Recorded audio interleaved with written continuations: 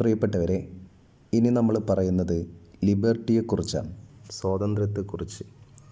Liberty എന്ന പദത്തിൻ്റെ ഉത്ഭവം ലാറ്റിൻ പദമായ ലിബർ എന്നതിൽ നിന്നാണ്. ലിബർ എന്ന ലാറ്റിൻ വാക്കിൻ്റെ അർത്ഥം നിയന്ത്രണങ്ങളിൽ നിന്നുള്ള അഭാവം എന്നാണ്. അപ്പോൾ നിയന്ത്രണങ്ങളിൽ നിന്നുള്ള അഭാവം എന്ന അർത്ഥം വരുന്ന ലിബർ എന്ന ലാറ്റിൻ പദത്തിൽ നിന്നാണ് ലിബർട്ടി എന്ന പദം ഉണ്ടായി വരുന്നത്. ലിബർട്ടിക്ക് സ്വാതന്ത്ര്യത്തിന് രണ്ട് തലങ്ങളുണ്ട്. ഒന്ന്, ഒരു വ്യക്തിയുടെ മേലുള്ള ബാഹ്യമായ നിയന്ത്രണങ്ങളുടെ അഭാവം. രണ്ട്, ഏതൊരു വ്യക്തികൾക്കും അവരുടെ കഴിവുകൾ വികസിപ്പിക്കുന്നതിനുള്ള സാഹചര്യം ഉണ്ടാവുക എന്നതാണ്. ഈ രണ്ട് സാഹചര്യവും നിലനിൽക്കുന്ന ഒരു അവസ്ഥയെയാണ് ലിബർട്ടി എന്ന് പൊതുവെ പറയുന്നത്.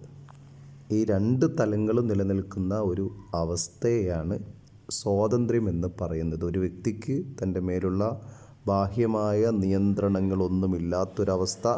മറ്റൊന്ന്, ഏതൊരു വ്യക്തിക്കും അവരുടെ പരമാവധി കഴിവുകൾ വികസിപ്പിക്കുന്നതിനാവശ്യമായ ഒരു സാഹചര്യവും ഉണ്ടാവുക. ഇങ്ങനെയുള്ള ഒരു പ്രത്യേക അവസ്ഥയെയാണ് സ്വാതന്ത്ര്യം എന്ന് പറയുന്നത്. സ്വാതന്ത്ര്യത്തെക്കുറിച്ച് പല ഡെഫിനിഷനും ഉണ്ട്. ഒന്ന് രണ്ട് ഡെഫിനിഷൻ നമുക്ക് നോക്കാം. ഒന്ന് GDH കോളിൻ്റെ ഡെഫിനിഷനാണ്. ബാഹ്യ തടസ്സങ്ങളില്ലാതെ തൻ്റെ വ്യക്തിത്വം പ്രകടിപ്പിക്കാനുള്ള വ്യക്തിയുടെ കഴിവാണ് സ്വാതന്ത്ര്യം എന്നാണ് അദ്ദേഹം പറയുന്നത്. ഗെറ്റൽ പറയുന്നത് എല്ലാ കാര്യങ്ങളും ചെയ്യുന്നതിനും ആസ്വദിക്കുന്നതിനുമുള്ള ഒരു വ്യക്തിയുടെ ശക്തിയാണ് സ്വാതന്ത്ര്യം എന്നാണ്. ഇതാണ് നമുക്ക് ഡെഫിനിഷനായിട്ട് പ്രധാനമായിട്ട് നമ്മൾ രണ്ട് ഡെഫിനിഷനാണ് നോക്കിയത്. ഇനി സിഗ്നിഫിക്കൻസ് ഓഫ് ലിബർട്ടി, സ്വാതന്ത്ര്യത്തിൻ്റെ പ്രാധാന്യം നമുക്ക് നോക്കാം. ആധുനിക ലോകത്താണ്, പ്രത്യേകിച്ച് ആധുനിക യൂറോപ്പിലാണ് അതിൻ്റെ തുടക്കത്തിൽ, ആധുനിക ലോകത്തിൻ്റെയൊക്കെ തുടക്കത്തിലായിട്ട് ലിബർട്ടി എന്ന ആശയം ഒരു കേന്ദ്ര തത്വമായിട്ട് ഉയർന്നു വരുന്നത്. മധ്യകാലത്തെ ഇരുണ്ട യുഗം അവസാനിച്ചുകൊണ്ട് യൂറോപ്പിലാണല്ലോ നവോത്ഥാനമൊക്കെ ഉണ്ടാവുകയും ആധുനികത തുടങ്ങുകയൊക്കെ ചെയ്യുന്നത്. അപ്പോൾ ആ ആധുനികതയുടെ തുടക്കത്തിൽ തന്നെ ഈ ലിബർട്ടി എന്ന ആശയം ഒരു കേന്ദ്ര തത്വമായിട്ട് ഉയർന്നു വന്നിരുന്നു. യുക്തിസഹമായ തീരുമാനമെടുക്കുന്നതിന് വ്യക്തികൾക്ക് നിയന്ത്രണങ്ങളില്ലാത്തൊരവസ്ഥ ആവശ്യമാണ് എന്ന് വന്നു. എന്നിരുന്നാലും സാമൂഹ്യ സഹവർത്തിത്വത്തിനും എല്ലാവർക്കും തുല്യമായ സ്വാതന്ത്ര്യത്തിനും ചില നിയന്ത്രണങ്ങൾ ആവശ്യമാണ് എന്ന ആവശ്യവും ശക്തമായി. പൂർണ്ണമായിട്ടും സ്വാതന്ത്ര്യം എന്ന് പറയുമ്പോൾ യാതൊരു നിയന്ത്രണങ്ങളും ഇല്ലാതിരിക്കുക എന്നത് സ്വാഭാവികമായിട്ടും ചില പ്രശ്നങ്ങൾ ഉണ്ടാക്കുമെന്നും ഈ പ്രശ്നം പരിഹരിക്കുന്നതിന് വേണ്ടിയാണ് ലോക്ക്, ഹോബ്സ്, റൂസോ തുടങ്ങിയ അക്കാലത്തെ വലിയ ചിന്തകന്മാർ സോഷ്യൽ കോൺട്രാക്റ്റ് തിയറി രൂപം കൊടുത്തത്, സാമൂഹ്യ കരാർ സിദ്ധാന്തം രൂപം നൽകിയത്. സ്വാതന്ത്ര്യത്തെ കേവല സ്വാതന്ത്ര്യമായിട്ടല്ല, മറിച്ച് പങ്കിട്ട നിയമങ്ങൾക്കും ഉത്തരവാദിത്വങ്ങൾക്കുമുള്ളിലെ വ്യക്തിഗത വളർച്ചയായിട്ടാണ് അവർ സ്വാതന്ത്ര്യത്തെ കണ്ടത്. അങ്ങനെ സ്വാതന്ത്ര്യത്തിന് ചില നിയന്ത്രണങ്ങൾ ഉണ്ടാക്കുകയും അങ്ങനെ സാമൂഹ്യ കരാർ അടിസ്ഥാനത്തിൽ എല്ലാ വ്യക്തികളുടെ സ്വാതന്ത്ര്യത്തെ ഉയർത്തിപ്പിടിക്കാനും ഈ സോഷ്യൽ കോൺട്രാക്റ്റ് തിയറിസ്റ്റുകൾ ശ്രമിക്കുകയുണ്ടായി. ഏതായാലും അക്കാലത്തെ എല്ലാ സ്വാതന്ത്ര്യ ലംഘനങ്ങൾക്കെതിരെയും പോരാടാൻ ദശലക്ഷക്കണക്കിന് മനുഷ്യരെ ഈ ലിബർട്ടി എന്ന ആശയം പ്രചോദിപ്പിച്ചു. സ്വാതന്ത്ര്യമില്ലാതെ തങ്ങളുടെ വ്യക്തിത്വം വികസിപ്പിക്കാൻ സാധ്യമല്ല എന്ന് മനുഷ്യർ തിരിച്ചറിയുകയും ചെയ്തു. ഇതാണ് സിഗ്നിഫിക്കൻസ് ഓഫ് ലിബർട്ടി. ലിബർട്ടിയുടെ പ്രാധാന്യം അതാണ്. കാരണം ദശലക്ഷക്കണക്കിന് മനുഷ്യർക്ക് തങ്ങളുടെ സ്വാതന്ത്ര്യബോധം ഉണ്ടാക്കി എന്നതാണ് ലിബർട്ടി എന്ന ആശയത്തിൻ്റെ ഏറ്റവും പ്രധാനപ്പെട്ട സിഗ്നിഫിക്കൻസ് എന്ന് പറയുന്നത്. ഇനി നമ്മൾ പറയുന്നത് നെഗറ്റീവ് ആൻഡ് പോസിറ്റീവ് ലിബർട്ടി. സ്വാതന്ത്ര്യത്തിന്, ലിബർട്ടി എന്ന ആശയത്തിന് രണ്ട് തലങ്ങളുണ്ട്. ഒന്ന് നെഗറ്റീവ് ലിബർട്ടിയും മറ്റൊന്ന് പോസിറ്റീവ് ലിബർട്ടിയും. നെഗറ്റീവ് ലിബർട്ടി എന്ന് പറയുന്നത് നിഷേധാത്മക സ്വാതന്ത്ര്യം എന്ന് പറയുന്നത്, സ്വാതന്ത്ര്യം എന്നത് എല്ലാ നിയന്ത്രണങ്ങളുടെയും അഭാവമാണ് എന്നതാണ് നിഷേധാത്മക സ്വാതന്ത്ര്യം.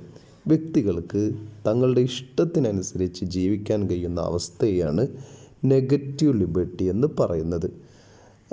ജോൺ സ്റ്റുവർട്ട് മില്ല്, ബെർലിന്, അതേപോലെ ഫീഡ്മാന് തുടങ്ങിയവരൊക്കെ ഈ ആശയത്തിൻ്റെ, ഈ വീക്ഷണത്തിൻ്റെ ആളുകളാണ്. ഒരാളുടെ മുമ്പിൽ ഒരു തടസ്സങ്ങളും ഇല്ലാത്ത അവസ്ഥയാണ് നെഗറ്റീവ് ലിബർട്ടി എന്ന് പറയുന്നത്. ഒരു തടസ്സങ്ങളും ഇല്ലാത്ത അവസ്ഥ. ഒരാളുടെ എല്ലാ സ്വാതന്ത്ര്യവും അയാൾക്ക് കിട്ടുന്ന അവസ്ഥ. അയാളുടെ സ്വാതന്ത്ര്യത്തിൽ ഒരിക്കലും അവിടങ്ങളിലെ രാജ്യത്തിൻ്റെ നിയമങ്ങൾക്കോ സമൂഹത്തിൻ്റെ നിയമങ്ങൾക്കോ ഒന്നും തടസ്സം ഉണ്ടാക്കാൻ പാടില്ല. തൻ്റെ സ്വാതന്ത്ര്യം ഇഷ്ടമനുസരിച്ച് ജീവിക്കാൻ അയാൾക്ക് കഴിയുന്ന ഒരു അവസ്ഥയാണ് നിഷേധാത്മക സ്വാതന്ത്ര്യം, നെഗറ്റീവ് ലിബർട്ടി എന്ന് പറയുന്നത്. നിയന്ത്രണങ്ങളുടെ പൂർണ്ണമായ അഭാവം. അത് സ്വാഭാവികമായിട്ടും ഈ നെഗറ്റീവ് ലിബർട്ടി എന്തിലേക്കെത്തും? ഈ നിയന്ത്രണങ്ങളുടെ പൂർണ്ണമായ അഭാവം ഉണ്ടാകുമ്പോൾ അത് അരാജകത്വത്തിലേക്കെത്തും. ഇവിടെ ശക്തമായ ആളുകൾ ദുർബലരായ ആളുകളുടെ മുകളിൽ ആധിപത്യം സ്ഥാപിക്കും. അതിനാൽ പരിഷ്കൃത സമൂഹത്തിൽ ന്യായമായിട്ടും നിയന്ത്രണങ്ങൾ ആവശ്യമാണ് എന്നാണ് പണ്ഡിതന്മാർ, ചിന്തകന്മാരൊക്കെ പറയുന്നത്. ലിബർട്ടിയുടെ മറ്റൊരു വശമാണ് പോസിറ്റീവ് ലിബർട്ടി എന്ന് പറയുന്നത്, ക്രിയാത്മകമായ സ്വാതന്ത്ര്യം എന്ന് പറയുന്നത്. പോസിറ്റീവ് ലിബർട്ടി എന്നാൽ നിയന്ത്രണങ്ങളുടെ അഭാവമല്ല അർത്ഥമാക്കുന്നത്, ചില നിയന്ത്രണങ്ങളോട് കൂടിയ സ്വാതന്ത്ര്യം. ഇത് ചില അതിരുകൾക്കുള്ളിലുള്ള സ്വാതന്ത്ര്യം. അതാണ് പോസിറ്റീവ് ലിബർട്ടി എന്ന് പറയുന്നത്. പ്രൊഫസർ സീലിയും ബാർക്കറും ഒക്കെ പോസിറ്റീവ് ലിബർട്ടിയുടെ വക്താക്കളാണ്.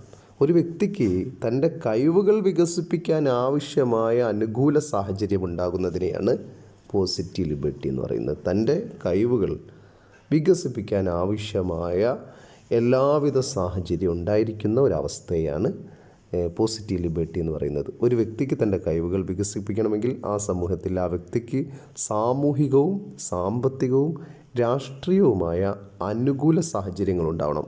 എങ്കിൽ മാത്രമേ തൻ്റെ കഴിവുകൾ വികസിപ്പിക്കാൻ സാധിക്കുകയുള്ളൂ.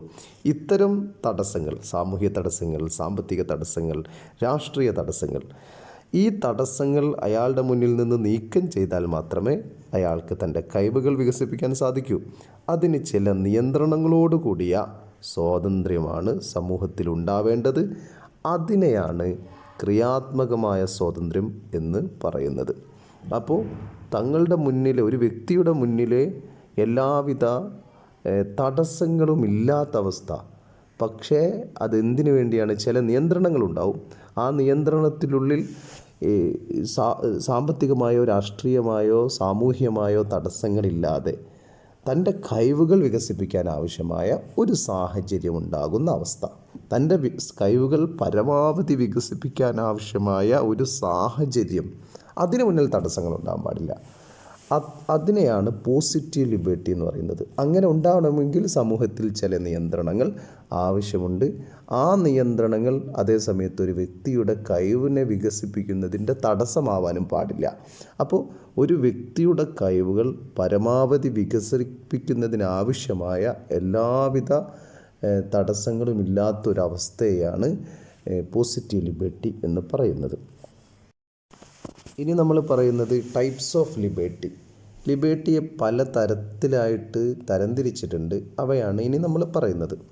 ഒന്ന്, നാച്ചുറൽ ലിബർട്ടി, സ്വാഭാവിക സ്വാതന്ത്ര്യം. സ്വാഭാവിക സ്വാതന്ത്ര്യം എന്ന് പറയുന്നത് അനിയന്ത്രിതമായ ആസ്വാദനമാണ് സ്വാഭാവിക സ്വാതന്ത്ര്യം എന്ന ആശയം മുന്നോട്ട് വെക്കുന്നത്. മനുഷ്യർ സ്വതന്ത്രനായി ജനിക്കുന്നതിനാൽ യാതൊരു നിയന്ത്രണവുമില്ലാതെ അവർക്ക് സ്വാതന്ത്ര്യം ആസ്വദിക്കാൻ സാധിക്കണമെന്നാണ് ഈ ആശയം പറയുന്നത്. ഏതൊരു നിയന്ത്രണങ്ങളും മനുഷ്യൻ്റെ അന്തർലീനമായ സ്വാതന്ത്ര്യത്തിന് വിരുദ്ധമാണ് എന്നാണ് സ്വാഭാവിക സ്വാതന്ത്ര്യം കാണുന്നത്. അതുകൊണ്ട് എല്ലാ നിയന്ത്രണങ്ങളും ഇല്ലാതെ ഇരിക്കുന്ന അവസ്ഥയാണ് സ്വാഭാവിക സ്വാതന്ത്ര്യം മുന്നോട്ട് വെക്കുന്നത്. ഇതിനെ സംരക്ഷിക്കുന്നതിന് വേണ്ടിയാണ് സോഷ്യൽ കോൺട്രാക്റ്റ് തിയറിക്കാർ ശ്രമിച്ചത്.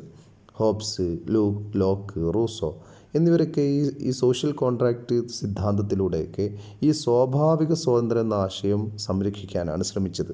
മനുഷ്യർ സ്വതന്ത്രനായി ജനിക്കുന്നു, എന്നാൽ അവൻ എല്ലായിടത്തും ചങ്ങലയിലാണ് എന്നാണ് റൂസോ പറയുന്നത്. അത് ചരിത്രപ്രസിദ്ധമായ ഒരു പ്രസ്താവനയാണ്, നമുക്കറിയാവുന്നതാണ്.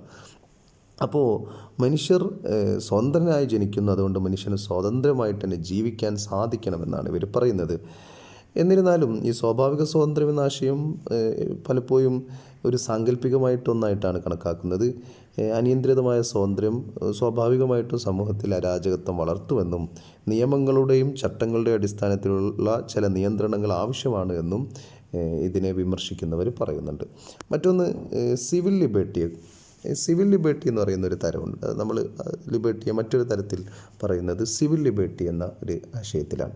പൗരസ്വാതന്ത്ര്യം എന്ന ആശയം ഒരു സംഘടിത രാഷ്ട്രീയ വ്യവസ്ഥയുടെയോ ഗവൺമെൻറ്റിൻ്റെയോ അധികാരത്തിൽ കീഴിൽ ജീവിക്കുന്ന എല്ലാ പൗരന്മാർക്കും നൽകുന്ന വ്യക്തിഗത സ്വാതന്ത്ര്യങ്ങളെയാണ് ഈ സിവിൽ ലിബർട്ടി എന്ന് പറയുന്നത്. അനിയന്ത്രിതമായ സ്വാഭാവിക സ്വാതന്ത്ര്യത്തിൽ നിന്ന് വ്യത്യസ്തമായിട്ട് പൗരസ്വാതന്ത്ര്യം വ്യക്തികളുടെ പങ്കിട്ട സ്വയംഭരണത്തെ ക്രോഡീകരിക്കുകയും സംരക്ഷിക്കുകയും ചെയ്യുന്ന ഒരു നിയമാധിഷ്ഠിത സാമൂഹ്യ ക്രമത്തെ ആശ്രയിക്കുന്നു. അപ്പോൾ ഒരു ഗവൺമെൻറ്റിന് അകത്ത്, ഒരു രാഷ്ട്രവ്യവസ്ഥക്കകത്തൊക്കെ അവിടെയുള്ള പൗരന്മാർക്ക് ലഭിക്കുന്ന സ്വാതന്ത്ര്യത്തെയാണ് പൗരസ്വാതന്ത്ര്യം എന്ന് പറയുന്നത്. പൗരസ്വാതന്ത്ര്യം എന്നാൽ നിയമത്തിനുള്ളിൽ സ്വതന്ത്രരാണ് മനുഷ്യർക്ക് സ്വാതന്ത്ര്യം ആസ്വദിക്കാനുള്ള സാഹചര്യം നിയമങ്ങൾ സൃഷ്ടിക്കുന്നു. എല്ലാ നിയമങ്ങളും മനുഷ്യരുടെ സ്വാതന്ത്ര്യത്തെ സംരക്ഷിക്കുന്നു. ചില സ്വാതന്ത്ര്യത്തെ പരിമിതപ്പെടുത്തുന്ന ചില നിയമങ്ങളുണ്ടാവും. കാരണം സമൂഹത്തിൻ്റെ നിയന്ത്രണം ലഭിക്കുന്നതിന് വേണ്ടി ചില നിയന്ത്രണങ്ങൾ, സ്വാതന്ത്ര്യത്തിന് മേൽ ചില നിയന്ത്രണങ്ങളും ഉണ്ടാവും. എങ്കിലും വ്യക്തികളുടെ എല്ലാ അവകാശങ്ങളും സംരക്ഷിച്ചുകൊണ്ട് ഒരു സ്റ്റേറ്റിനകത്ത് നൽകുന്ന സ്വാതന്ത്ര്യത്തെയാണ്, ഒരു ഗവൺമെൻറ്റിനകത്ത് നൽകുന്ന നിയമപരമായ സ്വാതന്ത്ര്യത്തെയാണ് സിവിൽ ലിബർട്ടി, പൗരസ്വാതന്ത്ര്യം എന്ന് പറയുന്നത്. പൗരന്മാരായിട്ട് ഒരു ആധുനിക രാഷ്ട്ര വ്യവസ്ഥക്കകത്ത് പൗരന്മാരായിട്ട് ആ പൗരന്മാർക്ക് അവരുടെ സ്വാതന്ത്ര്യത്തെ സംരക്ഷിക്കുന്ന ഒരു അവസ്ഥയാണ് പൗരസ്വാതന്ത്ര്യം എന്ന് പറയുന്നത്. മറ്റൊന്ന് പൊളിറ്റിക്കൽ ലിബർട്ടിയാണ്. വ്യക്തികൾക്ക് അവരുടെ രാഷ്ട്രീയ അവകാശങ്ങൾ വിനിയോഗിക്കുന്നതിന് ഉള്ള സ്വാതന്ത്ര്യത്തെയാണ് രാഷ്ട്രീയ സ്വാതന്ത്ര്യം എന്ന് വിശേഷിപ്പിക്കുന്നത്. രാഷ്ട്രീയ പ്രക്രിയയിൽ സജീവമായി പങ്കെടുക്കാൻ ആളുകൾക്ക് സ്വാതന്ത്ര്യമുണ്ട്. അതിനെയാണ് രാഷ്ട്രീയ സ്വാതന്ത്ര്യം കൊണ്ട് ഉദ്ദേശിക്കുന്നത്. വ്യക്തികൾക്ക് വോട്ട് ചെയ്യാനുള്ള അവകാശം, വ്യക്തികൾക്ക് രാഷ്ട്രീയ പാർട്ടി രൂപീകരിക്കാനുള്ള അവകാശം, അങ്ങനെയുള്ള എല്ലാ രാഷ്ട്രീയ പ്രവർത്തനങ്ങളും നടത്താനുള്ള ഒരു സ്വാതന്ത്ര്യത്തെയാണ് പൊളിറ്റിക്കൽ ലിബർട്ടി എന്ന് പറയുന്നത്. മറ്റൊന്ന് പേഴ്സണൽ ലിബർട്ടിയാണ്. വ്യക്തി സ്വാതന്ത്ര്യം എന്നത് വ്യക്തിയുടെ സ്വതന്ത്ര ജീവിതത്തിലെ മനസ്സിലാക്കാൻ സൂചിപ്പിക്കുന്നതിനെയാണ് പേഴ്സണൽ ലിബർട്ടി എന്ന് പറയുന്നത്. ഇതിൽ വ്യക്തിയുടെ സംസാര സ്വാതന്ത്ര്യം, താമസ സ്വാതന്ത്ര്യം, സഞ്ചാര സ്വാതന്ത്ര്യം, അങ്ങനെയുള്ള വ്യക്തിപരമായ സ്വാതന്ത്ര്യം, വ്യക്തിപരമായ ജീവിതത്തിൻ്റെ ഭാഗമായിട്ടുള്ള സ്വാതന്ത്ര്യത്തെ നമ്മൾ പേഴ്സണൽ ലിബർട്ടി എന്ന് പറയുന്നു. മറ്റൊന്ന് എക്കണോമിക്കൽ ലിബർട്ടി. എക്കണോമിക്കൽ ലിബർട്ടി എന്ന് പറയുന്നത് സാമ്പത്തിക സ്വാതന്ത്ര്യം എന്നതാണ്. സാമ്പത്തിക സ്വാതന്ത്ര്യം എന്ന് പറയുന്നത് എല്ലാ മനുഷ്യർക്കും തുല്യമായി ആ രാഷ്ട്രത്തിലെ സാമ്പത്തിക സംവിധാനങ്ങളിൽ ജീവിക്കാൻ കഴിയുന്ന അവസ്ഥ, അതാണ് എക്കണോമിക്കൽ ലിബർട്ടി എന്ന് പറയുന്നത്. ഈ പട്ടിണി കിടക്കുന്ന ഒരു സമൂഹത്തിനകത്ത് അവിടെ ഒരിക്കലും സാമ്പത്തിക സ്വാതന്ത്ര്യം ഉണ്ടാവില്ല. അപ്പോൾ ഒരു മനുഷ്യരുടെ ജീവിത നിലവാരം ഉയർത്തുന്നതിനാവശ്യമായ എല്ലാവരുടെയും അടിസ്ഥാന ആവശ്യങ്ങൾ നിറവേറ്റപ്പെടുന്ന ഒരു അവസ്ഥയാണ് എക്കണോമിക്കൽ ലിബർട്ടി എന്ന് പറയുന്നത്. നമ്മുടെ നാട്ടിലെ പട്ടിണി പാവങ്ങൾ അതിദാരിദ്ര്യമായിട്ട് ജീവിക്കുകയും മുതലാളിമാർ കൂടുതൽ സമ്പന്നരാവുകയും ചെയ്യുന്ന ഒരവസ്ഥ ഒരിക്കലും എക്കണോമിക്കൽ ലിബർട്ടിയുടെ ഭാഗമല്ല. എക്കണോമിക്കൽ ലിബർട്ടി ഉണ്ടാകുമ്പോൾ ആ രാഷ്ട്രീയ വ്യവസ്ഥക്കകത്തുള്ള എല്ലാ മനുഷ്യർക്കും തങ്ങളുടെ ജീവിത നിലവാരം ഉയർത്തിക്കൊണ്ട് മുന്നോട്ട് പോകാൻ സാധിക്കുന്ന ഒരവസ്ഥയാണ് നല്ല ജോലി, നല്ല തൊഴിൽ, നല്ല ശമ്പളം, നല്ല ജീവിത നിലവാരം, അങ്ങനെ നല്ല വീട്, അങ്ങനെ ഉള്ള ഒരു അവസ്ഥ ഉണ്ടാകുന്നതിനെയാണ് എക്കണോമിക്കൽ ഫ്രീഡം, എക്കണോമിക്കൽ ലിബർട്ടി എന്ന് പറയുന്നത്. മറ്റൊന്ന് റിലീജിയസ് ലിബർട്ടിയാണ്, മതസ്വാതന്ത്ര്യം എന്നതാണ്. വ്യക്തികൾക്ക് തങ്ങളുടെ മതവിശ്വാസത്തിനനുസരിച്ച് ജീവിക്കാനും അത് പ്രചരിപ്പിക്കാനും ഒക്കെയുള്ളൊരു സ്വാതന്ത്ര്യത്തിൻ്റെ അവസ്ഥയാണ് സമാധാനപരമായി തങ്ങളുടെ മതവിശ്വാസങ്ങൾ പ്രചരിപ്പിക്കാനും അത് വിശ്വസിക്കാനും ആചരിക്കാനും ഒക്കെയുള്ളൊരു അവകാശത്തെയാണ് റിലീജിയസ് ലിബർട്ടി എന്ന് പറയുന്നത്. ഇത്രയാണ് ലിബർട്ടിയെ നമ്മൾ തരംതിരിച്ചിരിക്കുന്നത്. ഇനി നമ്മൾ നോക്കുന്നത് ലിബർട്ടിയുടെ സേഫ് ഗാർഡ്സാണ്. സ്വാതന്ത്ര്യം സംരക്ഷിക്കുന്നതിനും പ്രോത്സാഹിപ്പിക്കുന്നതിനുമുള്ള വ്യവസ്ഥകളാണ്. ഒന്ന്, ജനാധിപത്യ സർക്കാർ ഉണ്ടെങ്കിൽ അവിടെ സ്വാഭാവികമായിട്ടും ഈ സ്വാതന്ത്ര്യത്തെ സംരക്ഷിക്കപ്പെടും. മറ്റൊന്ന്, പ്രത്യേക അവകാശം ആർക്കെങ്കിലും നൽകാതെ എല്ലാവർക്കും തുല്യമായ അവകാശങ്ങൾ വകവെച്ചു കൊടുക്കുന്ന ഒരവസ്ഥ ഉണ്ടാവുക. മറ്റൊന്ന് മൗലികാവകാശം എന്ന് പറയുന്ന ഒരു സംവിധാനം അവരുടെയുള്ള ഭരണഘടനയിൽ പ്രത്യേകമായിട്ട് ചേർക്കുക. ഇപ്പോൾ ഇന്ത്യൻ ഭരണഘടനയിലേക്ക് നമുക്കറിയാം പാർട്ട് 3 മൗലികാവകാശങ്ങൾ നിലനിൽക്കുന്നുണ്ട്. അതെന്തിനു വേണ്ടിയാണ്? അവിടെയുള്ള ജനങ്ങളുടെ അവകാശങ്ങൾ സംരക്ഷിക്കുന്നതിന് വേണ്ടിയാണ്. അതൊരു സേഫ് ഗാർഡാണ്. മറ്റൊന്ന് ജുഡീഷ്യറി സ്വതന്ത്രമായി പ്രവർത്തിക്കുക, മറ്റുള്ളവരുടെ ഭയപ്പെടാതെ ഈ ബ്യൂറോക്രസിയെയോ അല്ലെങ്കിൽ ലെജിസ്ലേച്ചറെയോ എക്സിക്യൂട്ടീവിനെയോ ഭയപ്പെടാതെ സ്വതന്ത്രമായി അവിടെയുള്ള പൗരന്മാരുടെ അവകാശങ്ങൾ സംരക്ഷിക്കുന്നതിന് ജുഡീഷ്യറിക്ക് പ്രവർത്തിക്കാൻ കഴിയണം. എങ്കിൽ മാത്രമേ അവിടെ സ്വാതന്ത്ര്യം സംരക്ഷിക്കപ്പെടുകയുള്ളൂ. അപ്പോൾ ജുഡീഷ്യറിയുടെ സ്വാതന്ത്ര്യം ലിബർട്ടിയുടെ ഒരു സേഫ് ഗാർഡാണ്. മറ്റൊന്ന് അധികാര വിഭജനം. അധികാരം കൃത്യമായി വിഭജിക്കപ്പെടണം. ഏതെങ്കിലും ഒരു വ്യക്തിയിലോ ഒരു കേന്ദ്രത്തിലോ അധികാരം ഉണ്ടാവരുത്. ലെജിസ്ലേച്ചർ നിയമപരമായ കാര്യങ്ങൾ, എക്സിക്യൂട്ടീവ് ഭരണപരമായ കാര്യങ്ങൾ, ജുഡീഷ്യറി നീതിപരമായ കാര്യങ്ങൾ, അങ്ങനെ വിഭജിച്ചിരിക്കുന്ന ഒരു രാഷ്ട്രീയ വ്യവസ്ഥയിൽ മാത്രമേ സ്വാതന്ത്ര്യം സംരക്ഷിക്കാൻ സാധിക്കുകയുള്ളൂ. അപ്പോൾ അതും അധികാര വിഭജനവും ഒരു സേഫ് ഗാർഡാണ്. മറ്റൊന്ന് നിയമവാഴ്ച ഉണ്ടാകുക. നിയമത്തിന് മുന്നിൽ തുല്യരാണ്, നിയമം മുഖേന എല്ലാവരും സമന്മാരാണ് എന്ന് പറഞ്ഞുകൊണ്ട് നിയമവ്യവസ്ഥ അതിശക്തമായി നിലനിൽക്കുന്ന ഒരു അവസ്ഥയിലാണ് സ്വാതന്ത്ര്യം സംരക്ഷിക്കുന്നത്. അതും ഒരു സേഫ് ഗാർഡാണ്. പിന്നെ നല്ല പൊതു അഭിപ്രായം ഉണ്ടായിരിക്കുക, നല്ല പൊതുജനാഭിപ്രായം. അവിടെ എന്തെങ്കിലും ഒരു പ്രശ്നം വന്നാൽ പൊതുജനങ്ങൾ ശക്തമായി പ്രതികരിക്കുന്ന ഒരവസ്ഥയുണ്ടെങ്കിൽ അവിടെയും വ്യക്തികളുടെ സ്വാതന്ത്ര്യം, സമൂഹത്തിൻ്റെ സ്വാതന്ത്ര്യം സംരക്ഷിക്കപ്പെടും. അതും ഒരു സേഫ് ഗാർഡാണ്. മറ്റേത് മാധ്യമ സ്വാതന്ത്ര്യമാണ്. മാധ്യമങ്ങൾ പ്രവർത്തിക്കേണ്ടത് ജനങ്ങൾക്ക് വേണ്ടിയാണ്, ജനങ്ങളുടെ അവകാശങ്ങൾക്ക് സംരക്ഷിക്കുന്നതിന് വേണ്ടിയാണ്. അപ്പോൾ മാധ്യമങ്ങൾ കൃത്യമായി സ്വാതന്ത്ര്യത്തോടെ പ്രവർത്തിക്കാൻ കഴിയുന്നൊരു സാമൂഹിക ക്രമത്തിൽ അതും ഒരു സേഫ് ഗാർഡാണ്. മറ്റൊന്ന് ആരോഗ്യപരമായ പാർട്ടി സംവിധാനം. പാർട്ടികൾ ജനാധിപത്യത്തിൻ്റെ വളരെ പ്രധാനപ്പെട്ട ഒന്നാണ് പാർട്ടികൾ എന്ന് പറയുന്നത്. ഒരു ജനാധിപത്യ സംവിധാനത്തിൽ വളരെ പ്രധാനപ്പെട്ട ഒരു സംവിധാനമാണല്ലോ പാർട്ടികൾ. അപ്പോൾ പാർട്ടികൾ കൃത്യമായി പ്രവർത്തിക്കുമ്പോൾ അവിടെയുള്ള ജനങ്ങളുടെ അവകാശങ്ങൾക്ക് വേണ്ടി നിരന്തരം പോരാടും. അപ്പോൾ അതും ഒരു സേഫ് ഗാർഡാണ്. മറ്റൊന്ന് ശക്തമായ പ്രതിപക്ഷം ശക്തമായി ഉണ്ടാകുമ്പോൾ സ്വാഭാവികമായിട്ടും ഭരണപക്ഷത്തിൻ്റെ ചില അവകാശ ലംഘനങ്ങളെ ചോദ്യം ചെയ്യുകയും ശക്തമായ പ്രതിപക്ഷം ഉണ്ടാകുമ്പോൾ അവിടെയുള്ള പൗരന്മാരുടെ അവകാശങ്ങൾ സംരക്ഷിക്കാനും സാധിക്കും. ഇത്രയുമാണ് സേഫ് ഗാർഡ് ഓഫ് ലിബർട്ടിയിൽ നമുക്ക് പറയാനുള്ളത്. ഇത്തരം കാര്യങ്ങളൊക്കെ ഉള്ള ഒരു രാഷ്ട്രീയ സംവിധാനത്തിൽ, ഇത്തരം കാര്യങ്ങളൊക്കെ പ്രവർത്തിക്കുന്ന ഒരു സമൂഹത്തിൽ സ്വാഭാവികമായിട്ടും അവിടെയുള്ള അവകാശങ്ങൾ കൃത്യമായി സംരക്ഷിക്കപ്പെടും. ഇതൊന്നും ഇല്ലെങ്കിൽ സ്വാഭാവികമായിട്ട് അവകാശങ്ങളും ഉണ്ടാവില്ല, മൊത്തത്തിൽ വലിയ പ്രശ്നമായിരിക്കും, എല്ലാ അവകാശങ്ങളും ലംഘിക്കപ്പെടും. അപ്പോൾ ഈ കാര്യങ്ങളൊക്കെ പ്രവർത്തിക്കുന്നൊരു ക്രമത്തിൽ, ഒരു സാമൂഹ്യ ക്രമത്തിൽ സ്വാഭാവികമായിട്ടും അവകാശങ്ങൾ സംരക്ഷിക്കപ്പെടും. അവകാശങ്ങൾ സംരക്ഷിക്കപ്പെടണമെങ്കിൽ ഈ സംവിധാനങ്ങളൊക്കെ പ്രവർത്തിക്കണം എന്നാണ് പറയുന്നത്. ഇനി നമുക്ക് ജെഎസ് മില്ലിൻ്റെ കോൺട്രിബ്യൂഷനാണ്. ജെഎസ് മില്ലിൻ്റെ അവകാശങ്ങളെന്ന് പറയുന്ന ഈ ആശയത്തിൽ, ലിബർട്ടി എന്ന് പറയുന്ന ആശയത്തിൽ ജെഎസ് മില്ല് വലിയ സംഭാവന നൽകിയ വ്യക്തിയാണ്. അതാണ് ഇനി നമ്മൾ നോക്കുന്നത്. ജോൺ സ്റ്റുവാർട്ട് മില്ല് തൻ്റെ ഓൺ ലിബർട്ടി എന്ന കൃതിയിലാണ് സ്വാതന്ത്ര്യത്തെക്കുറിച്ച് പറയുന്നത്.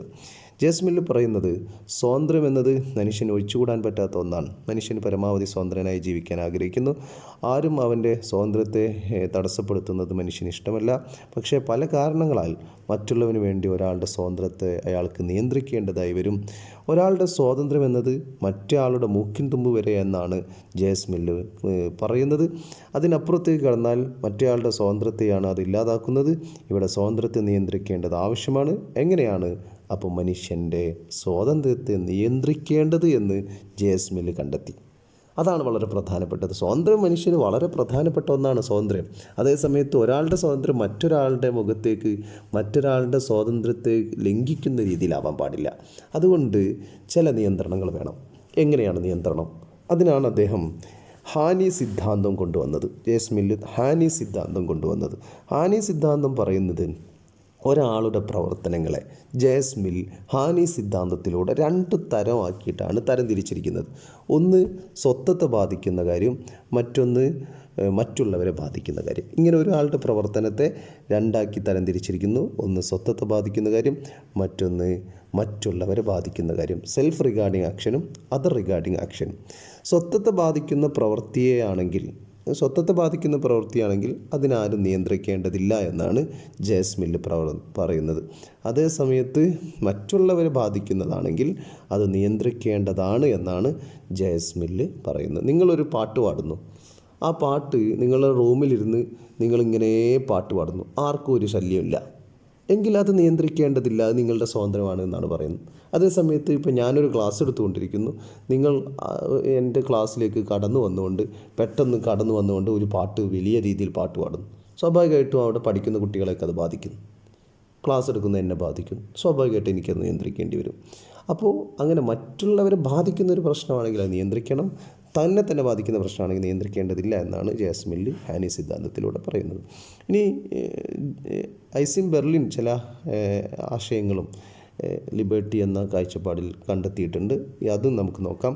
20ാം നൂറ്റാണ്ടിലെ പ്രമുഖ തത്വചിന്തകനായ ബെർലിൻ സ്വാതന്ത്ര്യം എന്ന ആശയത്തിന് കാര്യമായ സംഭാവന നൽകിയിട്ടുണ്ട്. ഈ മേഖലയിൽ അദ്ദേഹത്തിൻ്റെ ഏറ്റവും ശ്രദ്ധേയമായ കണ്ടെത്തൽ നെഗറ്റീവ് സ്വാതന്ത്ര്യവും പോസിറ്റീവ് സ്വാതന്ത്ര്യം എന്നിവ തമ്മിലുള്ള വ്യത്യാസമാണ്. നെഗറ്റീവ് ലിബർട്ടി എന്ന് പറയുന്നത് നിഷേധാത്മക സ്വാതന്ത്ര്യം എന്നത് വ്യക്തിയിൽ ബാഹ്യ നിയന്ത്രണങ്ങളുടെ അഭാവമാണ് എന്നതാണ് നെഗറ്റീവ് ലിബർട്ടി.